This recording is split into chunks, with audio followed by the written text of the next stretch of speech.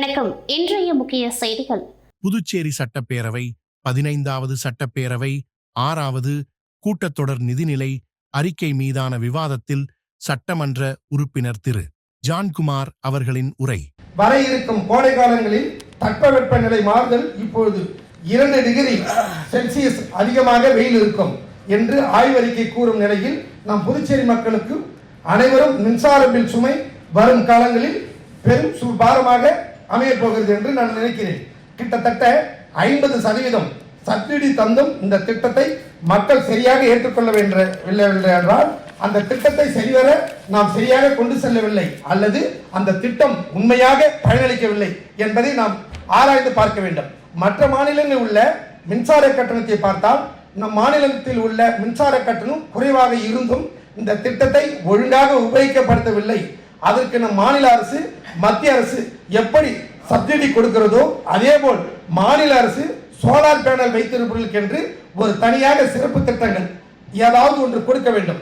சூரிய ஒளி மூலம் சூரிய உற்பத்தி மின்சார திட்டத்தை தாண்டி அந்த இல்லம் உபயோகிக்க மின்சாரத்திற்கு குறைவான கட்டணம் வசூலித்தால் அது அவர்களை ஊக்குவிக்கும் விதமாக அவர்களுக்கு சென்று 200 யூனிட் 300 யூனிட் வரை செலவை மிகவும் குறைவாக யூனிட் சர்ச்சார்ஜ் சென்று நாம் பிக்ஸ் செய்தால் அது பலருக்கு ஊக்குவிப்பதாக இருக்கும். அனைவரும் இந்த திட்டத்தை மாநில சப்சிடி என்று உண்டு என்று மக்கள் ஏற்றுக்கொள்வார்கள். மேலும் சூரிய சக்தியை உபயோகிக்கும் இல்லங்கள் நாம் தேவையில்லாத இந்த அரியர் சர்ச்சார்ஜ் எல்லாம் போடாமல் இருந்தால் அதுவும் மிகவும் பயனுள்ளதாக இருக்கும். மேலும் அதிக சூரிய உற்பத்தி செய்யும் இல்லங்களில் அந்த சூரிய உற்பத்தியை அவர்கள் எந்த கணக்கில் வேண்டுமானாலும் டேலி செய்து கொள்ளலாம் என்று நாம் கூறினால் இந்த பவர் திட்டத்தை எடுத்துக்கொள்வார்கள். இந்த நிதியாண்டில் ரூபாய் 2904 கோடி ஒதுக்கியுள்ளது என்பதை நான் நினைவுபடுத்துகிறேன். புதுச்சேரி சட்டசபையில் கேள்வி நேரத்தில் என்ஆர் காங்கிரஸ் எம்எல்ஏ சந்திர பிரியங்கா புதிய கல்விக் கொள்கை அமல்படுத்தப்பட்டுள்ளதால் இந்த கல்வியாண்டு முதல் புதிய கல்விக் கொள்கையில் குறிப்பிடப்பட்டுள்ள பல்வேறு தொழில் சார்ந்த படிப்புகளை இதர கலைகளை கற்றுத்தர பயிற்றுநர்கள் பயிற்சி கூடங்கள் உள்ளிட்ட கட்டமைப்புகள் அனைத்து பள்ளிகளிலும் உருவாக்கப்பட்டுள்ளதா என கேள்வி எழுப்பினர். இதற்கு பதிலளித்த கல்வித்துறை அமைச்சர் நமச்சிவாயம் இதுவரை 52 அரசு பள்ளிகளில் தொழில் சார்ந்த பயிற்றுநர்கள் பயிற்சி கூடங்கள் உள்ளிட்ட கட்டமைப்புகள் உருவாக்கப்பட்டுள்ளது. அடுத்த கல்வியாண்டில் 14 பள்ளிகளுக்கு தொழில் சார்ந்த படிப்புகள் உருவாக்கப்படும். 2028ஆம் ஆண்டுக்குள் அனைத்து பள்ளிகளிலும் தொழில் சார்ந்த படிப்புகள் உருவாக்கப்படும் என்றார். இதற்கு சந்திர பிரியங்கா அவர்கள் 5ஆம் வகுப்பிலேயே தொழில் படிப்புக்கு பயிற்சி அளிக்கப்படும் என புதிய கல்விக் கொள்கையில் உள்ளது. இதனால் மாணவர்கள் பயிற்சி கூடங்களுக்கு செல்வார்கள். அப்படி தொழில் கற்கும் மாணவர்கள் மீண்டும் பள்ளிக்கு வராமல் சம்பாதிக்க சென்று விடுவார்கள். இதை 9ஆம் வகுப்புக்கு மேல் என மாற்றி அமைக்க வேண்டும் என்றார். இதற்கு திமுக காங்கிரசார் கடும் எதிர்ப்பு தெரிவித்தனர். இவர்களுக்கு எதிர்ப்பாக ஆளுங்கட்சி எம்எல்ஏக்களும் பேசியதால் சபையில் கடும் கூச்சல் குழப்பம் ஏற்பட்டது. அப்பொழுது தனக்கு பேச வாய்ப்பு இல்லையா? சபையில் ஒரே ஒரு பெண் குரல்தான் ஒலிக்கின்றது. பெண்களுக்கு அதை செய்கின்றோம் இதை செய்கின்றோம் என பேசுகின்றீர்கள். ஆனால் என் குரலை கூட எழுப்பிவிட மறுக்கின்றீர்கள் என தனது இருக்கையின் மீது ஏறி சத்தமாக பேசினர். இதனால் பேரவையில் பெரும் பரபரப்பு நிலவியது. புதுச்சேரி சட்டப்பேரவையில் கேள்வி நேரம் மற்றும் பூஜ்ஜியம் நேரம் முடிந்தவுடன் காங்கிரஸ் சட்டமன்ற உறுப்பினர் வைத்தியநாதன் எழுந்து புதிய மதுபான தொழிற்சாலைகளுக்கு அரசு அனுமதி வழங்கியதை கண்டித்தும் மதுபான தொழிற்சாலைகளுக்கு துணைநிலை ஆளுநர் அனுமதி அளிக்கக்கூடாது என கூறி காங்கிரஸ் எம்எல்ஏக்கள் வைத்தியநாதன் ரமேஷ் பரம்பத் ஆகியோர் வெளிநடப்பு செய்தனர். கூட்டணி கட்சியான திமுக எந்த கருத்தும் தெரிவிக்காமல் அவையில் அமர்ந்திருந்தது. இதனைத் தொடர்ந்து செய்தியாளர்களை சந்தித்த காங்கிரஸ் சட்டமன்ற தலைவர் வைத்தியநாதன் புதிய மதுபான ஆலைக்கு எதிராக பேசிக் கொண்டிருக்கும் பொழுது அனுமதி மறுத்ததால் வெளிநடப்பு செய்திருக்கின்றோம். நிலத்தடி நீரை உறிஞ்சும் மதுபான ஆலைகள் கண்டிப்பாக புதுவைக்கு வரக்கூடாது என்பதுதான் எங்கள் நிலைப்பாடு. இதற்கு ஆளுநரும் அனுமதி அளிக்கக்கூடாது என்று கூறினார். ஏற்கனவே இருக்கும் மதுபான ஆலைகளால் புதுச்சேரிக்கு எந்த வருமானமும் இல்லை. அப்படி இருக்கும்பொழுது எதற்காக புதிய மதுபான ஆலை என்றும் கேள்வி எழுப்பிய வைத்தியநாதன் புதிய மதுபான தொழிற்சாலைகளுக்கு அனுமதி வழங்குவது கண்டித்து வெளிநடப்பு என்பது காங்கிரசின் தனிப்பட்ட முடிவு என்றார். புதுவை பல்கலைக்கழகத்தின் புதிய துணைவேந்தராக பொறுப்பேற்றுக் கொண்ட பனித்தி பிரகாஷ் பாபு அவர்கள் முதலமைச்சர் ரங்கசாமி அவர்களை முதலமைச்சர் அலுவலகத்தில் இன்று நேரில் சந்தித்து வாழ்த்து பெற்றார். இச்சந்திப்பின் பொழுது புதுவை பல்கலைக்கழக இயக்குநர் தரணிக்கரசு பதிவாளர் ரஜனேஷ் புட்டானி ஆகியோர் உடன் இருந்தனர்.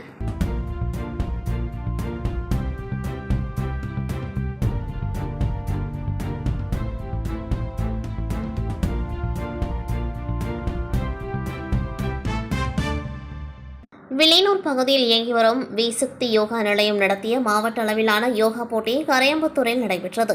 இதில் சுமார் 100க்கும் மேற்பட்ட கடலூர் மற்றும் புதுச்சேரியை சேர்ந்த மாணவர்கள் கலந்து கொண்டார்கள். இதில் பாகூரை சேர்ந்த ஸ்ரீ சுபிக்ஷம் யோகா மாணவர்கள் சுபிக்ஷா, கார்த்திகா ஸ்ரீ, இருதயா, தர்ரிதா, நித்யஸ்ரீ, நியாஸ்ரீ ஆகியோர் கலந்து கொண்டார்கள்.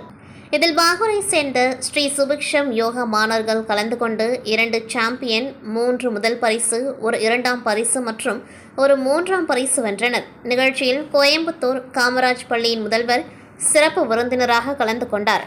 புதுச்சேரி மாநிலம் பொதுப்பணித்துறை கட்டிடங்கள் மற்றும் சாலைகள் தெற்கு கோட்டத்தின் பராமரிப்பில் உள்ள அரியங்குப்பம் கொம்யூன் காக்கையன்தோப்பில் உள்ள கால்நடை பராமரிப்பு கட்டிடத்தில் பழுது மற்றும் சீரமைப்பு பணிகள் மேற்கொள்ள ரூபாய் 32,29,000க்கு திட்ட மதிப்பீடு செயல்பட்டு அதற்கான பணிகள் மேற்கொள்ளப்பட உள்ளது.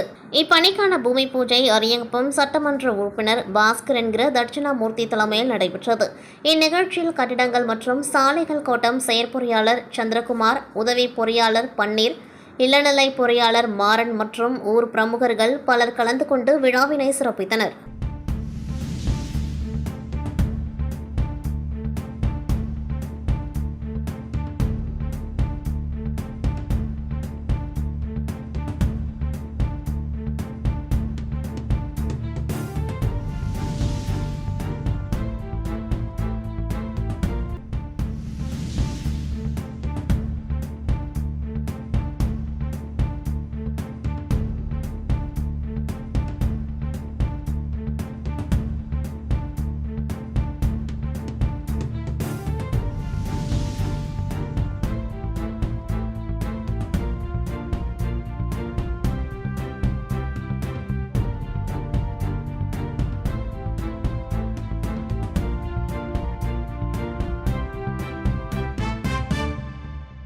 உலக பிரசித்தி பெற்ற காரைக்கால் அம்மையார் ஐக்கிய தின விழாவை ஒட்டி அம்மையாருக்கு சிறப்பு அபிஷேகம் செய்யப்பட்டு வெள்ளி கவச அலங்காரத்தில் பக்தர்களுக்கு காட்சியளித்தார். புதுச்சேரி மாநிலம் காரைக்கால் மாவட்டத்தில் அமைந்துள்ள உலக பிரசித்தி பெற்ற காரைக்கால் அம்மையார் ஆலயத்தில் ஈசனால் அம்மையை என்று அழைக்கப்பட்டவரும் 63 பெண் நாயன்மார்களில் ஒருவருமான ஸ்ரீ காரைக்கால் அம்மையார் ஐக்கிய தின விழாவை ஒட்டி இன்று அம்மையாருக்கு சிறப்பு அபிஷேகம் மற்றும் மகா தீப ஆராதனை நடைபெற்றது. தொடர்ந்து அம்மையார் வெள்ளிக்கவச அலங்காரத்தில் பக்தர்களுக்கு அருள் பாலித்தார். இதில் ஏராளமான பக்தர்கள் பங்கேற்று அம்மையாரின் அருள் பெற்றனர். புதுச்சேரி மாநிலத்தில் கடந்த 2016ஆம் ஆண்டு பொதுப்பணித்துறையில் தற்காலிக அடிப்படையில் பணியாற்றி வந்த 2000க்கும் மேற்பட்ட ஊழியர்களை தேர்தல் துறை மூலம் பணி நீக்கம் செய்யப்பட்டது. இந்த நிலையில் பணி நீக்கம் செய்யப்பட்ட பொதுப்பணித்துறை தற்காலிக ஊழியர்கள் கடந்த 10 ஆண்டுகளுக்கு மேலாக மீண்டும் அவர்களுக்கு பணி வழங்க வலியுறுத்தி பல்வேறு கட்ட போராட்டங்களை நடத்தி வந்த நிலையில் இன்று புதுச்சேரி மாநிலம் காரைக்கால் மாவட்டத்தில் உள்ள மதகடி கடற்கரை சாலையில் பொதுப்பணித்துறையில் பணி நீக்கம் செய்யப்பட்ட தற்காலிக ஊழியர்களுக்கு புதுச்சேரி அரசு உடனடியாக மீண்டும் பணி வழங்க வலியுறுத்தி 50க்கும் மேற்பட்ட ஊழியர்கள் கண்களில் கருப்பு துணி கட்டி உண்ணாவிரத போராட்டத்தில் ஈடுபட்டுள்ளனர். இந்த நிலையில் புதுச்சேரியில் இன்று சட்டப்பேரவை நடைபெற்ற நிலையில் காரைக்காலில் பொதுப்பணித்துறையில் பணி நீக்கம் செய்யப்பட்ட தற்காலிக ஊழியர்கள் கண்களில் கருப்பு துணி கட்டி உண்ணாவிரத போராட்டத்தில் ஈடுபட்டுள்ளதால் பெரும் பரபரப்பு ஏற்பட்டுள்ளது. காரைக்கால் மாவட்டத்தில் 5000 ஹெக்டேர் அளவிற்கு சம்பா தாளடி பயிரிடப்பட்டிருந்தது. இன்னும் 10 நாட்களில் அறுவடைக்கு தயாராக இருந்த நிலையில் மாவட்டம் முழுவதும் சுமார் 2000 ஏக்கர் அளவிற்கு பன்றிகளால் விவசாய நிலங்கள் சேதமடைந்ததால் பெரும் நஷ்டத்திற்கு விவசாயிகள் தள்ளப்பட்டுள்ளனர். நெடுங்காடு, திருநள்ளாறு, விழுதியூர், திருப்பட்டினம் உள்ளிட்ட மாவட்டத்தில் பல்வேறு இடங்களில் பயிரிடப்பட்டுள்ள வயல்களில் பன்றிகள் புகுந்து நாசம் செய்து சேதப்படுத்தியுள்ளது. இதனால் அறுவடை செய்ய தயார் நிலையிலிருந்த நெற்பயிர்கள் வயல்களில் சாய்ந்து முற்றிலும் சேதமடைந்துள்ளது. இதனால் முதலீடுக்கே பெரும் நஷ்டத்தை ஏற்படுத்தியுள்ளதாக விவசாயிகள் கண்ணீர் மல்க மனவேதனையுடன் தெரிவித்துள்ளனர். மேலும் நெற்கதிர்கள் பன்றிகளால் வயல்வெளிகளில் சிக்கி சின்னாபின்னமாகி இருப்பதைக் கண்டு விவசாயிகள் கதறினார்கள். புதுச்சேரி அரசு பன்றிகளை கட்டுப்படுத்த உரிய நடவடிக்கை எடுக்க வேண்டும் என்றும் அல்லது விவசாய நிலங்களை பாதிக்கும் பன்றிகளை தமிழகத்தைப் போல் வனத்துறை மூலமாக சுட்டு பிடிக்க வேண்டும் என்று கோரிக்கை விடுத்துள்ளனர். அதேபோல் பாதிக்கப்பட்ட விவசாய நிலங்களை கணக்கீடு செய்து உரிய இழப்பீடு வழங்க வேண்டும் என்று கோரிக்கை விடுத்துள்ளனர். கடலூர் மாநகராட்சி வரி வாக்கு செலுத்துபவர்கள் மற்றும் நுகர்வோர்கள் நலசங்க மாதாந்திர கூட்டம் வன்னியர்பாளையத்தில் நடைபெற்றது. இக்கூட்டத்திற்கு தலைவர் போஸ் ராமச்சந்திரன் தலைமை தாங்கினர்.